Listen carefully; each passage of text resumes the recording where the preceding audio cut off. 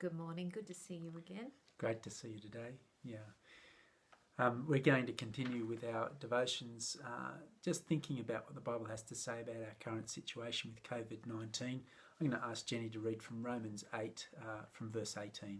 Thanks, Jen. Sure. I consider that our present sufferings are not worth comparing with the glory that will be revealed in us.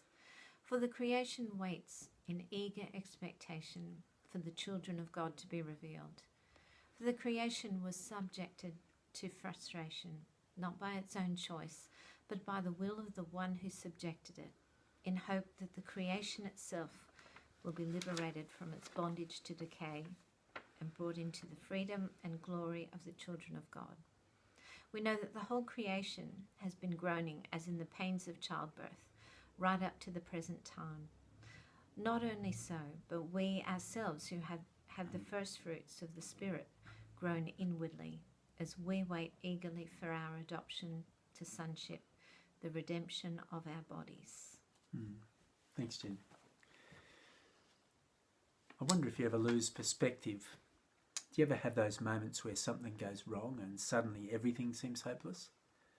I'm constantly surprised at how easily this happens. Let's say I'm playing golf. I tee off and slice it badly, ending up in the shade. I then hack my way from tree to tree, finally emerging on the fairway, only to duff the chip. Then I four-putt to finally get the ball in the hole. Frustration's intense. The self-loathing is ridiculous. I feel hopeless at golf, which I pretty well am, and on a bleak day, that bad golf hole can get amplified so that I feel good at nothing and hopeless at everything. Do you think I've lost perspective? Absolutely. Because the reality is very different. In the bigger picture, it's a beautiful day. The sun is shining, everything's fresh from the rain. Furthermore, I'm playing golf with a good friend whose company I enjoy.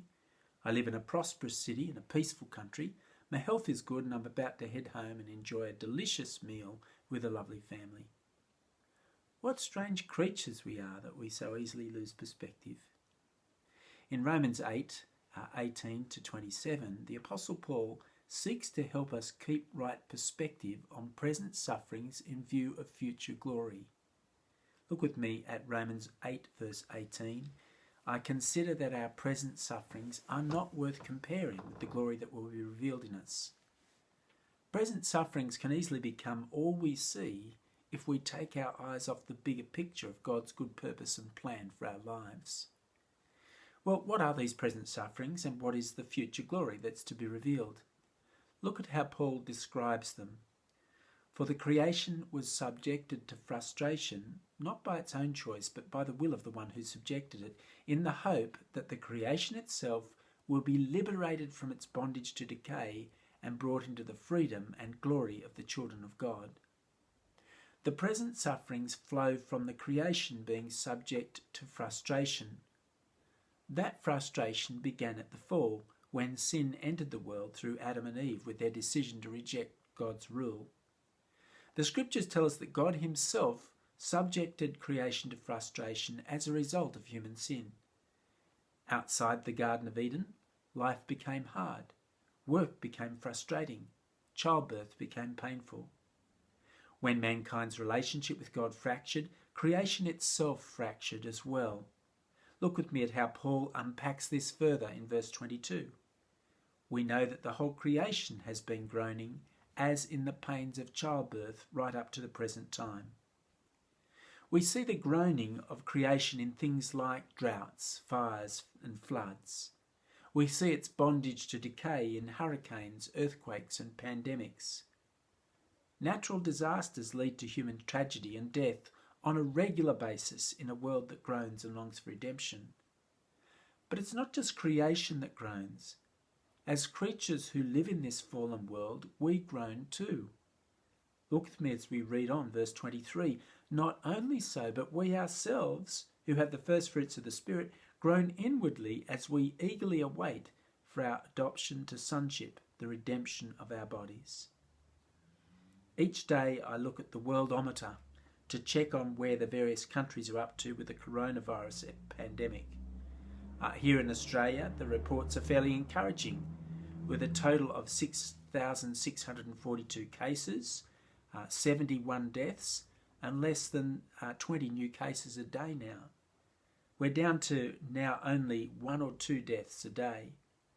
But in some countries the situation is very grim indeed. In the United States there are now over 790,000 people who've been infected, with 27,000 new cases per day and 1,900 deaths per day. I can't imagine the scale of grief and groaning going on in that country right now. The deep pain of loss and then the added grief of not being able even to bury loved ones properly. The created order is groaning, and we as human beings are groaning with it. And as Christians, we find ourselves crying out to God, "How long, O Lord? How long must people suffer? How long must people die? How long must the grief continue?" Like creation, we yearn for redemption. Tomorrow we're going to think further on the nature of our redemption and the tremendous hope that it can bring us as Christians, both now and forever. Well, we look forward to seeing you again then. See you tomorrow. See you tomorrow.